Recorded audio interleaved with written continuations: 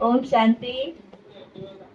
જ્યારે બેને કહ્યું કે આપણે ફરિશ્તા બનવાનું છે, ત્યારે મને એ વખતે જેમ તરત થઈ ગયું કે ખરેખર આપણે અત્યારે સાકારમાં ફરિશ્તા બનીશું તો સૂક્ષ્મમાં બની શકીશું.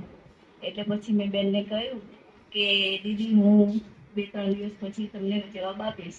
અને પછી મેં બેનને કહ્યું કે હું કાલે ફરિશ્તા બનીશ. અને પછી દીદીએ મને બેનને પહેરાવી અને એ દિવસે આખો દિવસ પછી મૌન રાખ સવારે અમૃત વેલા કર્યું, પાવરફુલ સરસ થયું. પછી ક્લાસમાં આવી અને યોગ કર્યો અડધો કલાક, અને મુરલી ક્લાસ પણ કર્યો, પછી યોગ પણ કર્યો સેન્ટરમાં. અને પછી ઘરે જઈ અને ઘરે પણ યોગ કર્યો અને મુરલી વાંચી, અવ્યક્ત વાણી, સાકાર મુરલી પણ વાંચી. અને અવ્યક્ત વાણીમાં ટાઇટલ હતું, તારીખ હતી 3/12/1970. એનું ટાઇટલ હતું सामना करने के लिए कामनाओं को त्यागो. એમાં બાબાએ કહ્યું કે નિરાકારી અને અલંકારી બનો, એટલે કે મનમના ભવો અને મધ્યાજીત રહો. તો અલંકારી બનવું એટલે દેવી ગુણો ધારણ કરવા.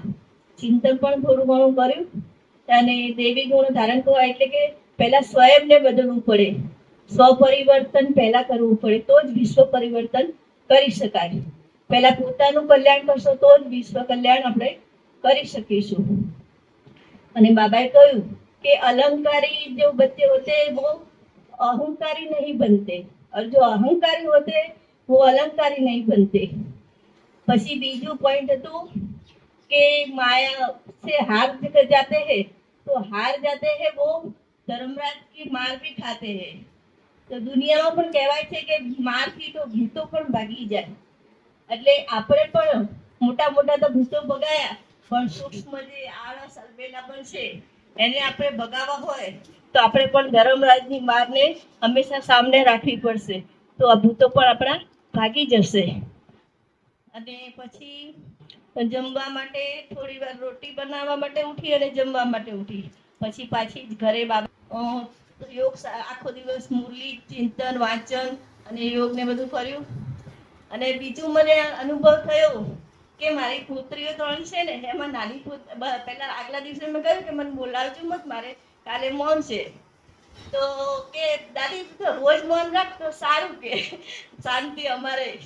તો પછી હું કશું બોલી નહીં. પછી બીજા દિવસે જ્યારે સાંજ પડી ને, મૌન હતું, તો નાની પુત્રી આવી અને બોલી કે દાદી કેમ બોલતી નહીં, હવે તો બોલ, કે આખો દિવસ પૂરો ગયો.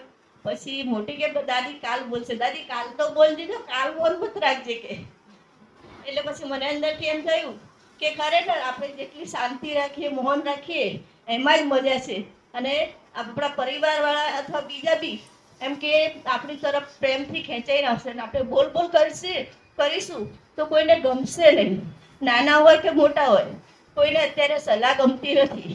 એટલે જેટલું મૌન એટલું આપણા માટે સારું અને બીજા માટે પણ સારું.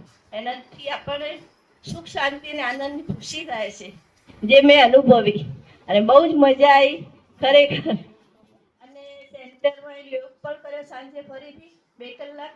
અને બાબાને પત્ર પણ લખ્યો અને ગુડ નાઇટ અને બાબાને પોતાને પણ આપ્યો.